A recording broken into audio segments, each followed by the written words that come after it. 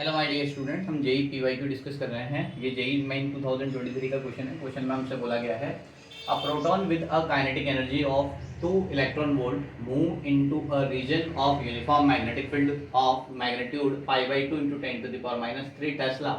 The angle between the direction of magnetic field and velocity of proton is 60 degree. The pitch of the helical path taken by the proton is. तो ध्यान देना बेटा, मास of proton इतना दे रखा है, charge on proton इतना दे रखा है। तो ध्यान देना बेटा, सबसे पहले तो हम बात कर लेते हैं यहाँ पर कि जहाँ पर जो चार्ज पार्टिकल है वो मैग्नेटिक फील्ड में मूव कर रहा है। The angle between direction of magnetic field and velocity vector is 60 degree. तो ध्यान देना बेटा, जैसे सपोज करो कि यहाँ पर मैग्नेटिक फील्ड इस डायरेक्शन में है और चार्ज पार्टिकल किसी एंगल थीटा पे मूव कर रहा है और ये थीटा की वैल्यू कितनी है यहाँ पर 60 डिग्री है। तो इसके क्या कंपोनेंट हो जाएंगे, वेलोसिटी के 2 कंपोनेंट हो जाएंगे, एक वेलोसिटी की डायरेक्शन में और ठीक है और एक वेलोसिटी से परपेंडिकुलर। तो वेलोसिटी की डायरेक्शन में ये वाला कंपोनेंट हो जाएगा, परपेंडिकुलर में ये हो जाएगा। तो जब हम जानते हैं कि पिच जो होता है वो पिच क्या होता है, तो ध्यान देना बेटा, speed equals to distance upon time होता है। ठीक है, तो यहाँ पर ये जो पाथ बनता है इसका, इस केस में हेलिकल पाथ बनता है, तो पिच होता है किन्हीं भी दो सर्कुलर पाथ के बीच का डिस्टेंस। ठीक है, तो पिच निकालने के लिए हम क्या करेंगे, स्पीड इक्वल्स टू क्या यूज करते हैं अपन, डिस्टेंस अपॉन टाइम। तो यहाँ पर स्पीड इक्वल्स टू होता है हमारे पास डिस्टेंस अपॉन टाइम। तो यहाँ से हमें डिस्टेंस निकालनी यहाँ से यहाँ तक की, तो ये हो जाएगा बेटा स्पीड इनटू टाइम। ओके, तो यहाँ पर स्पीड जो है वो क्या लिखेंगे, v cos। ठीक है, यहाँ पर v cos 60 हो जाएगा। ठीक है, अब टाइम के बारे में बात करें तो टाइम पीरियड का हम फॉर्मूला जानते हैं। टाइम पीरियड का फॉर्मूला क्या होता है बेटा, ठीक है, तो यहाँ से हम जानते हैं, ठीक है, टाइम पीरियड का फॉर्मूला। तो सबसे पहले आर देख लो, आर की वैल्यू क्या होती है बेटा, m v by q v. ठीक है, और यहाँ से r equal to time period की हो जाएगा 2πm बाई क्यू वी। ठीक है, यहाँ पर हमारे पास टाइम का फॉर्मूला आ गया है। ठीक है, 2πm by q we. Okay, अब देखो यहाँ पर ये हमारे पास v cos 60 आ चुका है और यहाँ पर 2πm बाई क्यू वी।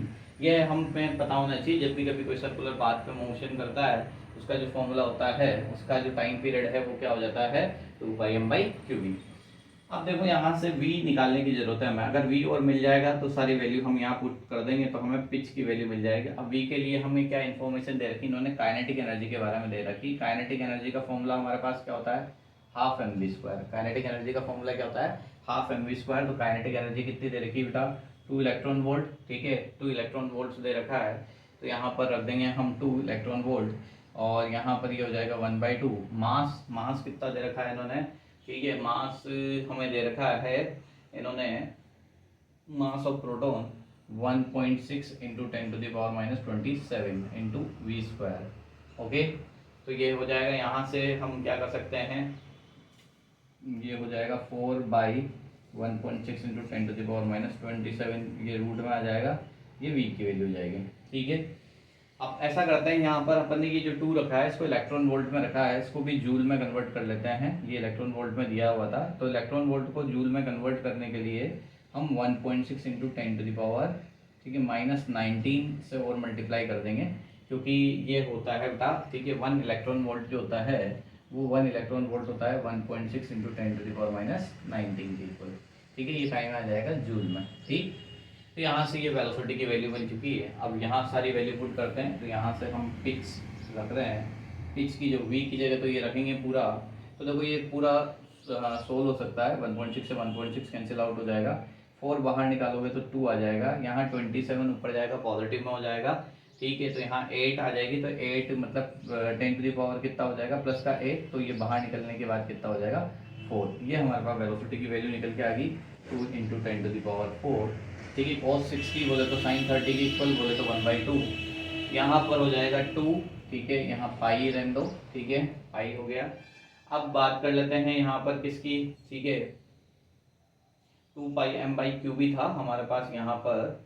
ठीक है, पाई एम जो है वो मास है, मास कितना दे रखा है, मास ऑफ प्रोटॉन दे रखा है अपने को 1.6 इंटू 10⁻⁻27, और चार्ज दे रखा है, चार्ज ऑन प्रोटॉन 1.6 इंटू 10⁻⁻19, और बी मैग्नेटिक फील्ड जो है वो कितना दिया हुआ है, मैग्नेटिक फील्ड दे रखा अपने को π/2 इंटू 10⁻⁻3।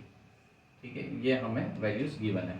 तो देखो यहाँ से पाई से ये पाई कैंसिल आउट हो जाएगा, 2 से ये 2 कैंसिल आउट हो जाएगा, 1.6 से ये 1.6 कैंसिल आउट हो जाएगा। जानबूझ के कैलकुलेशंस को ऐसा दिया हुआ है ताकि तुम्हें कोई दिक्कत ना आए, ठीक है। मतलब कॉम्प्लिकेटेड लग रहा है देखने में पर है ही नहीं, ठीक है। फिर यहाँ से देखो ये 2 है, ये 2 ऊपर ट्रांसफर हो गया, कितना हो जाएगा 4, ये तो हो गया 4। और देखो यहाँ पर कितना है, ये 2 था, यहाँ पर ये वाला जो 2 है ऊपर ट्रांसफर हो गया, ठीक है। तो यहाँ पर हो गया 27 में से 4 माइनस कर दो तो यहाँ पर हो जाएगा 10 टू दी पावर 23।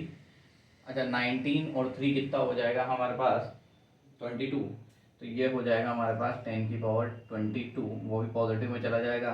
तो यहाँ से जो पिच है उसकी वैल्यू कितनी निकल के आ जाएगी, तो ये आ जाएगी 4 into 10 to the power -1 metre.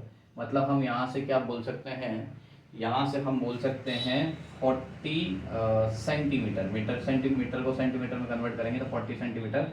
तो यहाँ जो पिच है वो कितनी आंसर आ जाएगा, यहाँ पर 40 सेंटीमीटर आंसर आ जाएगा, ठीक है। तो इंटीजर टाइप क्वेश्चन था तो इसमें यहाँ पर क्या आंसर लिखोगे 40। ये जेईई मेन 2023 का क्वेश्चन था। कैलकुलेशन थोड़ी सी लेंथी लग रही है पर है ही नहीं, ठीक है। सारी वैल्यूज कैंसिल आउट हो जाएगी। आई होप आपको क्वेश्चन समझ में आया होगा। Thank you for watching.